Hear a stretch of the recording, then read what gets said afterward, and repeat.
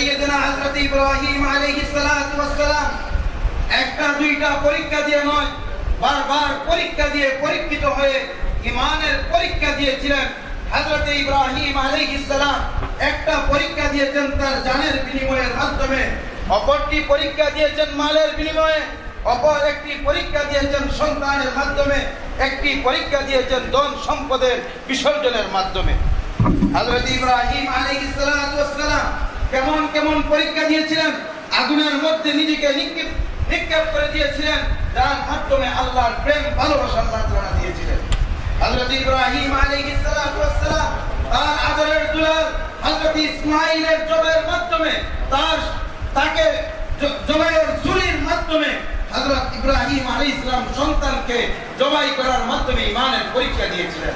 হযরত ইব্রাহিম আলাইহিস সালাম সমস্ত ধন সম্পদ আল্লাহর রাস্তায় বিলীন করে দিয়ে, কেমন ভাবে নিজের মাতৃভূমিটাকে ছেড়ে দিয়ে রাস্তার মধ্যে সাফা মারওয়ার উদ্দেশ্যে, মদিনার উদ্দেশ্যে চলে গিয়েও ঈমানের পরীক্ষা দিয়েছিলেন। যেমন ঈমানের পরীক্ষা দিয়েছিলেন, এমন পরীক্ষার বিনিময়ে আল্লাহ তাআলা তাবারাকা ওয়া তাআলা, আমরা যদি দুনিয়ার মধ্যে দেখি পরীক্ষা যখন কোনো মানুষ দিয়ে দেয় তখন তার জন্য পুরস্কারের দুইটি সূরত হয়ে থাকে। একটি পরীক্ষার সূরত হয়, পুরস্কারের সূরত হয়। বাবা নিজে থেকেই বলে, সন্তান তুমি আজকে এ ক্লাস পেয়েছো, সন্তান তুমি মাদ্রাসায় আজাদউদ্দিন ইদারা তালিম বোর্ডের মধ্যে মিশকাত জামাতে মুমতাজ পেয়েছো, তোমাকে আমি আজকে পুরস্কৃত করতে চাই। সন্তানের জন্য বাবা পুরস্কার নির্ধারণ করে। অপরদিকে দেখা যায় বাবা বলতে থাকে, বাবা তুমি আজকে আমাকে আনন্দিত করেছো, সারা সুনামগঞ্জের মধ্যে তুমি আলোকিত করেছো, তোমাকে আজকে তোমার যে বাসা তুমি যা চাইবে তোমার খুশি অনুযায়ী আজকে আমি পুরস্কার দিতে চাই। যেমনটা হয় কি হয় না, বুঝাইতাম পারছি না মনে হয়, আমি আপনারা বুঝাইতে পারলাম না। যদি বুঝাই থাকতাম পারি তাহলে এটা কোন পুরস্কার কয় ধরনের?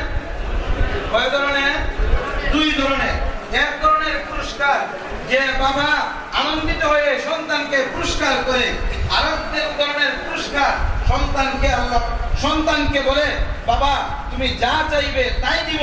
যেমনটা আল্লাহ তাআলা তাবারাকা ওয়া তাআলা কোনো দিকে কমতি ছিল না, আল্লাহ তাআলা কোনো দিকে অভাব নেই, আল্লাহ তাআলা স্বয়ং সম্পূর্ণ, আল্লাহ তাআলা খালেক, আল্লাহ তাআলা মালিক, আল্লাহ তাআলাই সবকিছু। আল্লাহ বলে বান্দা যদি দুই ধরনের পুরস্কার দেয়, ইব্রাহিম তুমি ঈমানের পরীক্ষা দিয়েছো, তোমাকে আজকে আমি দুই ধরনের পুরস্কার দিতে চাই। কেমন পুরস্কার? আল্লাহ তাআলা বলেন, ক্বালা রাব্বি ইন্নী জাআলুকা লিন-নাসি ইমামা। আল্লাহ তাআলা বলেন, ইব্রাহিম তোমার আমি জাতির ইমাম হিসেবে প্রেরণ করে দেব। ঈমানের পরীক্ষা দিয়েছেন, জাতির ইমাম হয়ে গেছেন। অপর দিকে বলতেছেন আল্লাহ তাআলা হযরত ইব্রাহিমকে, ইব্রাহিম এবার তুমি চাও কি পুরস্কার চাবে? ইব্রাহিম আমার মতন রাষ্ট্রপ্রধান হতে চায় না, ইব্রাহিম আমার মতন প্রধানমন্ত্রী হতে চায় না, ইব্রাহিম সুনামগঞ্জের মালিক হতে চায় না, ইব্রাহিম বাংলাদেশের মালিক হতে চায় না, ইব্রাহিম মক্কার মালিক হতে চায় না, ইব্রাহিম মদিনার মালিক হতে চায় না। ইব্রাহিম চাইলেন তো চাইলেন, কি জিনিস চাইলেন? ইব্রাহিম চাইলেন তো চাইলেন, কি জিনিস চাইলেন? আল্লাহর কাছে দৌড় দিয়ে বাইতুল্লাহর সামনে কপাল টেকে দিলেন, বাইতুল্লাহর সামনে কপালটা লাগিয়ে বলতেছেন, রব্বানা ওয়া বা'আস ফীহিম রাসূলাম মিনহুম ইয়াতলু আলাইহিম আয়াতিকা ওয়া ইউআল্লিমুহুমুল কিতাব। আমি তর্জমা বলতে চাই না, সারাংশটা এটাই বলতে চাই, মুরব্বিদের সামনে কথা বলতে চাই না, এটাই বুঝাইতে চাইতেছি। হযরত ইব্রাহিম বাইতুল্লাহর সামনে চৌকাঠ লাগাইলেন, চৌকাঠের সামনে মাথা টেকাইলেন, কপাল টেকাইলেন, টেকাইয়া একটা জিনিস চাইলেন। সেই জিনিসটা কি?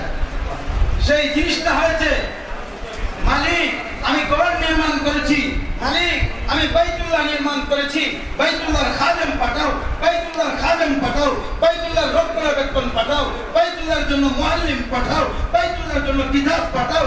আল্লাহ পাঠাইলেন তো পাঠাইলেন, কেমন জিনিস পাঠাইলেন? রাহমাতুল লিল আলামিন পাঠাইলেন। আল্লাহ পাঠাইলেন তো পাঠাইলেন, কেমন জিনিস পাঠাইলেন?